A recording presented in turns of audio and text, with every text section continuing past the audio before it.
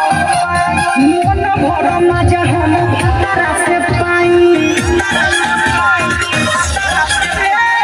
doctor साहेब करी कौन उपाय मन भर मजा हम तारा से पाई दस जिया फसैया संगे रोजे लड़े वाला सुई बेदी बढ़े वाला आधा आधा घंटा फेरू चढ़े वाला सुई बेदी बढ़े वाला जिया फसैया संगे रोजे लड़े वाला बेदी दुनो बढ़े वाला